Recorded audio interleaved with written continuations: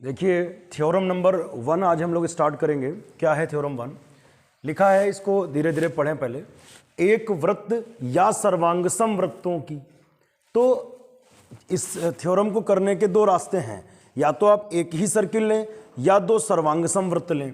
अच्छा, वृत्त सर्वांगसम कब होते हैं? हमने बताया था आपको, सर्वांगसम वृत्त वो होते हैं जिनकी त्रिज्याएं बराबर होती हैं।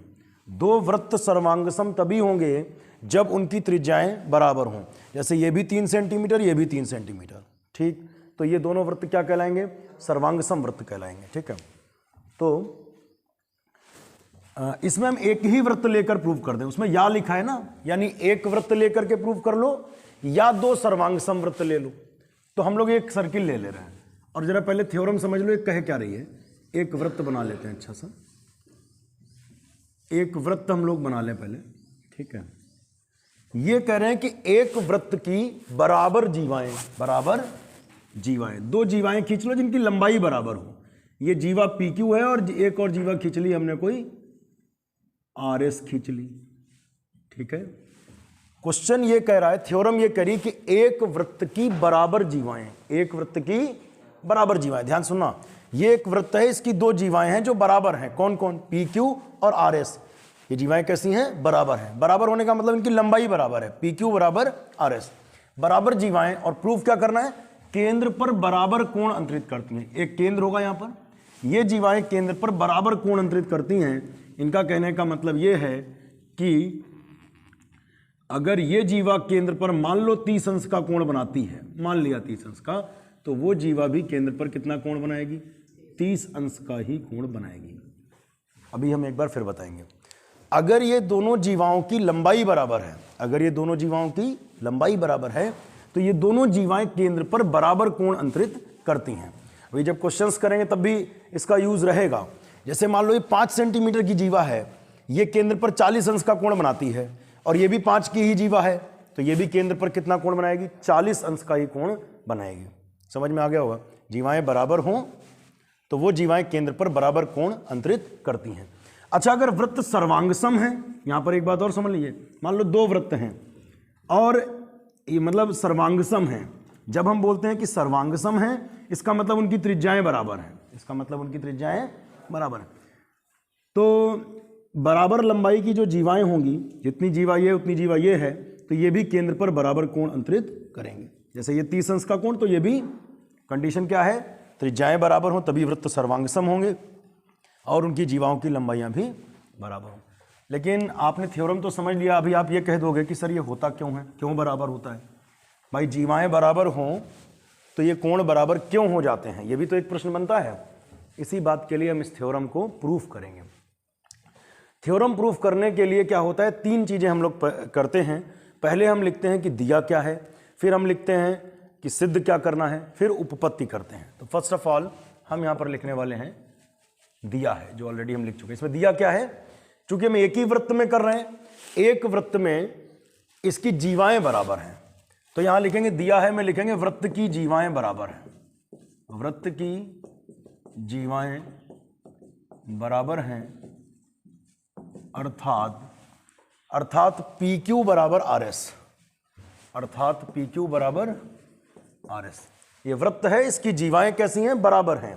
अगर इस वृत्त की जीवाएं बराबर हैं, यानी PQ बराबर RS, वृत्त की जीवाएं बराबर हैं, तो सिद्ध क्या करना है? यहां पे लिखेंगे, हेडिंग डालेंगे, सिद्ध करना है। सिद्ध क्या करना है? वृत्त की जीवाएं बराबर हैं, तो ये जीवाएं केंद्र पर बराबर कोण अंतरित करती हैं, यानी कोण POQ बराबर ROS, एंगल POQ बराबर एंगल ROS। बोलो, समझ में आ रहा है? क्वेश्चन थ्योरम समझ गए? क्या थ्योरम है कि अगर ये जीवाएं बराबर हैं, अगर ये जीवाएं कैसी हैं? बराबर हैं, तो ये केंद्र पर कोण कैसा बनाएंगी? बराबर कोण बनाएंगी। अगर इधर 30 अंश तो उधर से भी 30 अंश। ये बात है। अब अगली हेडिंग पड़ेगी उपपत्ति। अब है ये क्वेश्चन जरूर वृत्त का, अब ध्यान से समझिएगा आगे की बात। हमें ये दोनों कोण बराबर करने हैं। अब कहने को ये क्वेश्चन वृत्त का है, लेकिन हम तो कह रहे हैं ये त्रिभुज का क्वेश्चन है। आप अगर इन दोनों त्रिभुजों को सर्वांगसम कर पाएं, इन दोनों त्रिभुजों को क्या कर पाएं? सर्वांग सम। अगर इन दोनों ट्रायंगल को आपने सर्वांग सम कर दिया तो ये कोण भी आपस में कैसे हो जाएंगे, बराबर हो जाएंगे। ये दिया नहीं है, ये हमें प्रूव करना है कि ये दोनों कोण कैसे हैं, बराबर हैं। अगर आप इन दोनों ट्रायंगल्स को सर्वांगसम कर पाएं, सर्वांग समता के 5 नियम हमने आपको बताए हैं, side side side, side angle side, angle side angle, और RHS एक होता है और एक एंगल एंगल साइड होता है। लेकिन यहाँ आप अगर ध्यान से देखेंगे तो ये भुजा इसके बराबर, क्यों, दोनों त्रिज्याएं हैं। ये भुजा इसके बराबर, दोनों त्रिज्याएं हैं। ये जीवाओं की लंबाइयाँ आपस में बराबर हैं, ऐसा सवाल में दिया है, क्वेश्चन में दिया है कि जीवाएं कैसी हैं, बराबर हैं। देखो ये भुजा इसके बराबर, ये भुजा इसके बराबर, ये भुजा इसके बराबर, तो SSS बन गया। क्या बन गया, SSS, सर्वांग समता नियम से ये त्रिभुज इसके सर्वांग सम है। और अगर ये त्रिभुज इसके सर्वांग सम है तो एक रूल बताया था CPCT। CPCT मतलब corresponding part of congruence triangle are equal, मतलब सर्वांगसम त्रिभुजों के संगत अवयव बराबर होते हैं तो ये दोनों कोण भी आपस में बराबर हो जाएंगे। सिंपली आपको इन दोनों को सर्वांगसम करना है, लग गया सवाल। तो लिखेंगे ट्रायंगल OPQ तथा ट्रायंगल ORS में। तो हम सबसे पहले लिखेंगे OP बराबर OR, OP बराबर OR। आगे रीजन दो, दोनों त्रिज्याएं, बोथ आर रेडियस, दोनों वृत्त की त्रिज्या, क्या वृत्त की त्रिज्याएं अलग अलग होती हैं, ऐसा तो नहीं है। OP बराबर OR, बोथ आर रेडियस। अच्छा, OQ बराबर OS, OQ बराबर OS, OQ बराबर OS, ये भी क्लियर है कि दोनों त्रिज्याएं हैं। और PQ बराबर RS, PQ बराबर RS ऐसा सवाल में दिया है। अब आप अगर ध्यान से देखोगे तो ये साइड साइड साइड बन गया, लिखेंगे SSS सर्वांग समता नियम से, SSS सर्वांग समता नियम से त्रिभुज OPQ सर्वांगसम हो गया त्रिभुज ORS के। और फिर हम ये जानते हैं कि सर्वांगसम त्रिभुजों के संगत अवयव बराबर होते हैं, या इसे भाई CPCT भी लिख सकते हो, बल्कि हम कहते हैं हिंदी में पूरा डिटेल में लिख दिया करो। सर्वांगसम त्रिभुजों के संगत अवयव बराबर होते हैं, अतः कोण POQ बराबर ROS, अतः कोण POQ बराबर ROS, और यही हमको सिद्ध करना था। देखिए नेक्स्ट थ्योरम का स्टेटमेंट हम लोग समझेंगे।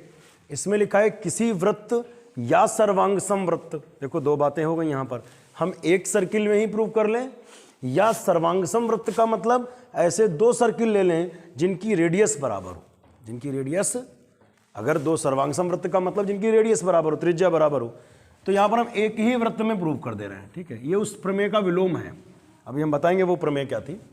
इन्होंने कहा अगर किसी वृत्त की दो जीवाओं द्वारा, अगर किसी वृत्त की दो जीवाओं द्वारा, दो जीवाएं हो गई, एक PQ और एक जीवा हो गई RS। ठीक है, अगर किसी वृत्त की दो जीवाओं द्वारा केंद्र पर अंतरित कोण बराबर हो, केंद्र पर अंतरित कोण बराबर हो, केंद्र पर, केंद्र मान लो O है, केंद्र पर अंतरित कोण कैसा हो, बराबर हो, केंद्र पर अंतरित कोण कैसा हो, बराबर हो। अगर वृत्त की, ध्यान से सुनना, अगर वृत्त की दो जीवाओं द्वारा, अगर वृत्त की दो जीवाओं द्वारा केंद्र पर अंतरित कोण बराबर हो, केंद्र पर अंतरित कोण बराबर हो तो जीवाएं भी बराबर होती। तो दिया क्या है, कोण POQ, कोण POQ बराबर ROS। अच्छा जी, ये दिया है और सिद्ध क्या करना है, सिद्ध करना है कि जीवाएं भी आपस में बराबर होती हैं, यानी PQ बराबर RS। अब हम इसमें करेंगे उपपत्ति। अब पहले हम लोग इसको पिछली थ्योरम से रिलेट करते हैं।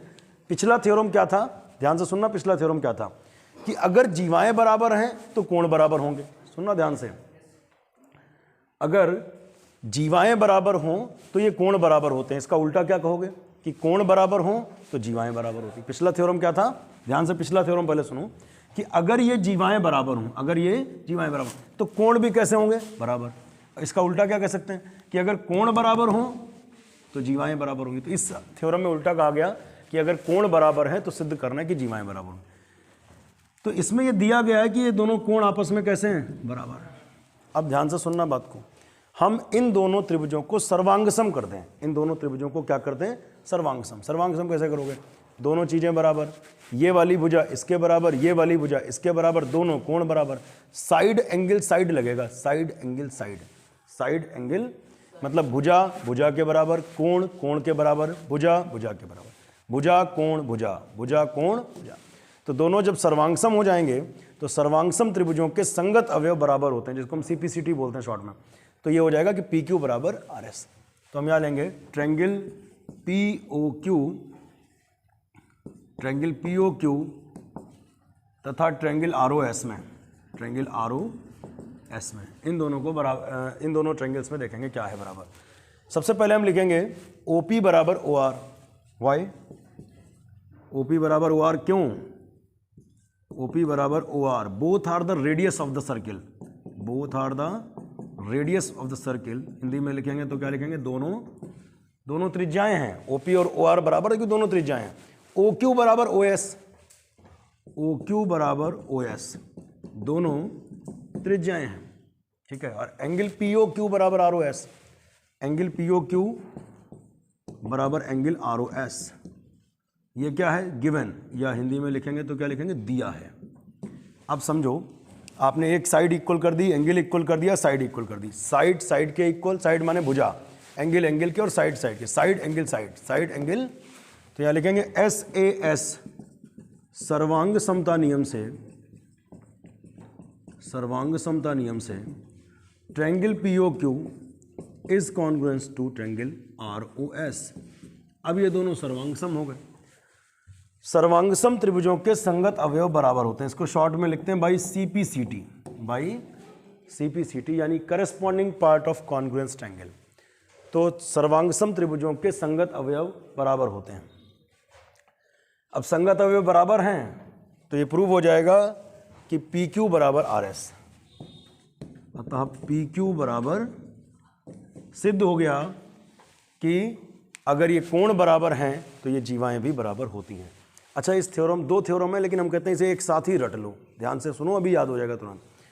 सवाल लगाने के लिए थ्योरम के स्टेटमेंट याद हों केवल। क्या हमने कहा, अगर जीवाएं बराबर हैं तो उनके द्वारा बना हुआ कोण भी बराबर होगा। याद हो गया क्या हमने कहा, जीवाएं बराबर हैं तो उनके द्वारा बना हुआ कोण भी बराबर। उल्टा कह लो, उल्टा कह लो, अगर कोण बराबर हैं, अगर कोण बराबर हैं तो ये जीवाएं भी बराबर हैं। स्टॉप करो, नोट करिए। देखिए, अगर किसी वृत्त या सर्वांगसम वृत्त, मतलब दो वृत्त लेना है तो सर्वांगसम लेना है। सर्वांगसम मतलब जिनकी त्रिज्याएं बराबर हों।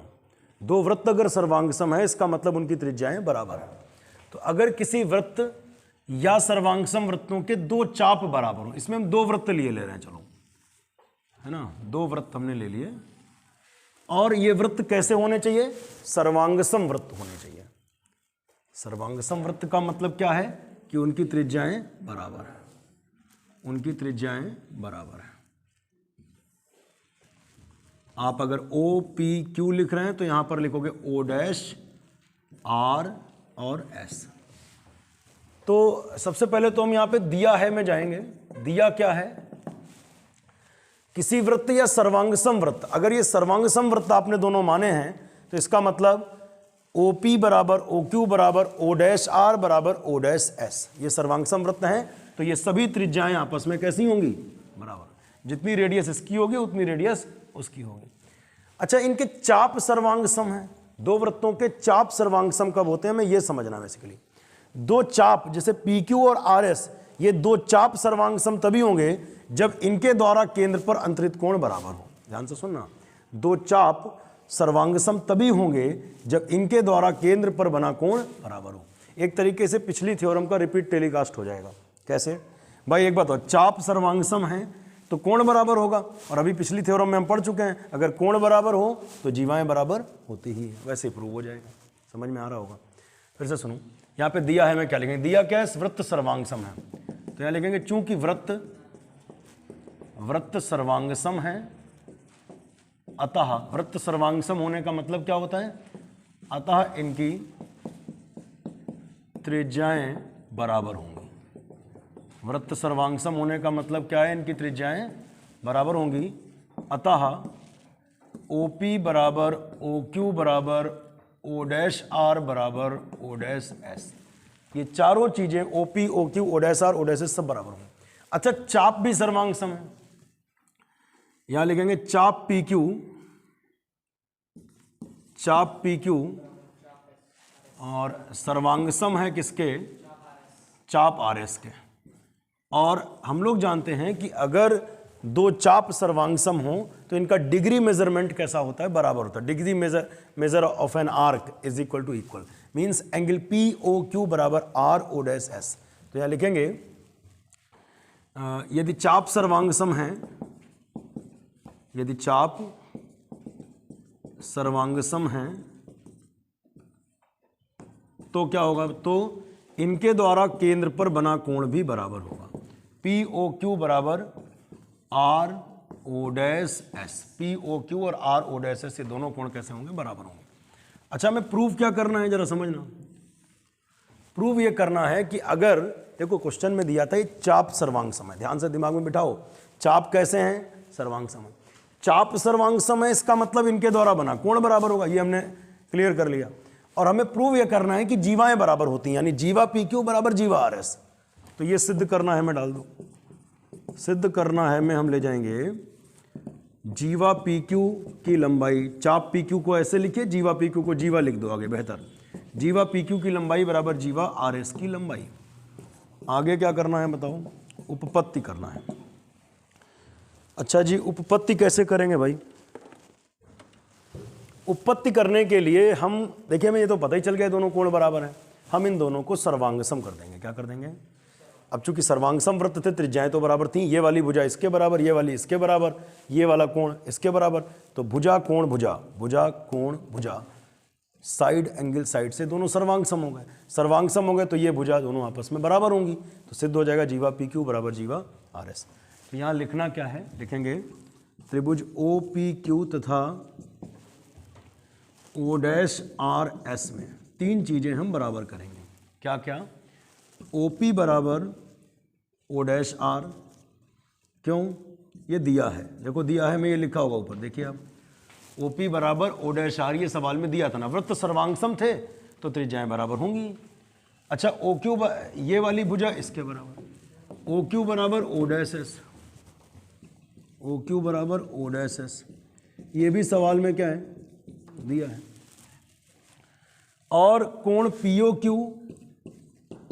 बराबर कोण POQ बराबर RO डैश S। ये भी क्या है? क्वेश्चन में दिया है, क्योंकि चाप क्या है? सर्वांगसम है ना। दिया है, मैं सारी बातें हम क्लियर कर चुके हैं क्यों ये हुआ है। तो फिर से सुन लो, ये वाली भुजा इसके बराबर त्रिज्याएं हैं, ये वाली भुजा इसके बराबर त्रिज्याएं हैं, ये वाला कोण इसके बराबर, क्योंकि चाप सर्वांगसम है। क्योंकि चाप कैसे हैं? चाप सर्वांगसम हो तो इनके द्वारा बने हुए कोण भी बराबर होते हैं। ये क्या, कौन सा रूल लगा? Side angle side. कौन सा बना? SAS सर्वांगसमता नियम से हम ये कह सकते हैं कि triangle POQ is congruence to triangle RO dash S। सर्वांगसम हो गए दोनों। और बाई CPCT हम बहुत तुम लोगों को बता चुके हैं, corresponding part of congruence triangle. ये दोनों त्रिभुज के संगत अवयव भी बराबर होंगे। PQ बराबर RS, PQ बराबर, और यही हमको सिद्ध करना